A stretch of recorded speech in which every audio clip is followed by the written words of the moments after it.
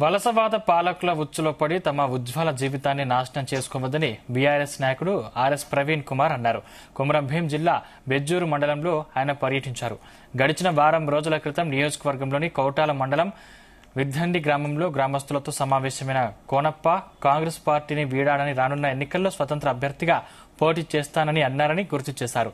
అయితే 2 రోజుల క్రితం బీఎస్పీ ఎమ్మెల్సీ అభ్యర్థి ప్రసన్న హరికిషన్ తరపున ప్రచారం చేశారని తెలిపారు. తాజాగా రాష్ట్ర ముఖ్యమంత్రితో భేటీ అయిన తన సొంత అవకాశవాద లక్ష్యాన్ని రుజువు చేసుకున్నారని విమర్శించారు. తమ అవసరాలకు తోడు అక్రమ దందాల కోసం పార్టీలు మారే కార్యకలాపాలకు పూనుకోవడం వారికి వెన్నుతో పెట్టిన విద్య అన్నారు. ప్రజలు ఇది గమనించి వారి మాయమాటల్లో పడి మోసపోవద్దని కోరారు. అవకాశవాద వలసవాద నాయకులను ఈ ప్రాంతం నుంచి తరిమికొట్టే వరకు ఈ ప్రాంతం అభివృద్ధి చెందదని ప్రవీణ్ కుమార్ అన్నారు.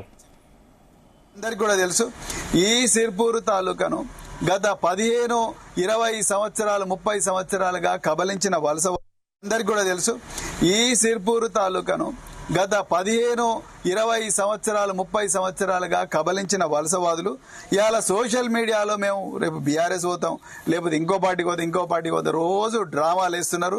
నేను మళ్ళా చెప్తున్నా, మా తెలంగాణ తొలి ముఖ్యమంత్రి, తెలంగాణ రాష్ట్ర ఆవిర్భావానికి కారకులు, వలసవాదులకు వ్యతిరేకంగా ఈ తెలంగాణ ప్రాంతాన్ని దోపిడీ చేసిన ఆంధ్ర వలసదారులకు వ్యతిరేకంగా ప్రాణాలను త్యాగానికి చేయడానికి సిద్ధమై తెలంగాణను తీసుకొచ్చిన కేసీఆర్ గారు అందరూ ఒక్కటే చెప్పినారు, తెలంగాణకు వెన్నుపోటీ పడిచిన ఎవరిని కూడా వదిలే సమస్యనే లేదు.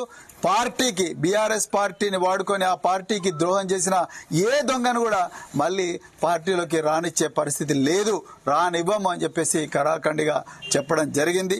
మరి ఈ రోజు మీరు చూస్తున్నారు, ఈ ప్రాంతానికి ఒక 2 సార్లు 3 సార్లు ఎమ్మెల్యేగా పనిచేసిన కోనేరు కోనప్ప ఒకసారి నేను కాంగ్రెస్ లో ఉన్నా అంటాడు, ఒకసారి కాంగ్రెస్ నుంచి బయటకు వచ్చిన అంటాడు, అంతకుముందు బీఆర్ఎస్ లో ఉన్నాడు.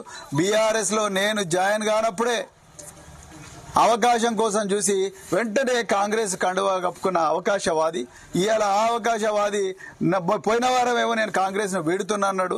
అక్రమంగా రాత్రిపూట దొంగలాగా గుండాయిపేటల వీర్దాంటిల మీటింగులు పెట్టుకున్నాడు. మళ్ళా ఇవాళ పోయి ఇక్కడ రేవంత్ రెడ్డి పక్కన కూర్చున్నాడు.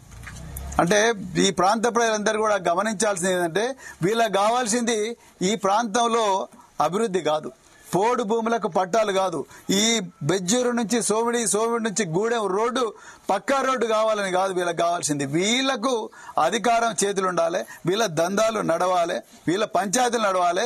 ఈ ప్రాంతంలో ఉండే లక్షలాది మంది ప్రజల అమాయకత్వాన్ని ఆసరగా తీసుకొని వాళ్ళని భయంలో పెట్టి వాళ్ళ మీద కొంతమంది గూండాలను ఉసిగొల్పి వాళ్ళని ఎప్పుడు కూడా భయంలో పెట్టి పోలీసు యంత్రాంగాన్ని వాడుకొని అధికార యంత్రాంగాన్ని వాడుకొని ప్రజలందరినీ కూడా తెలంగాణ ప్రజలందరూ కూడా అణిచివేసే అవకాశం కోసం ఎదురు చూసే గుంట నక్కలు వీళ్ళని అర్జెంటుగా మరి ఇక్కడ నుంచి పారదోలాలి. అప్పుడు మాత్రమే ఈ తెలంగాణకు విముక్తి జరుగుతుంది, ఈ సిర్పూరు ప్రాంతానికి విముక్తి జరుగుతుంది.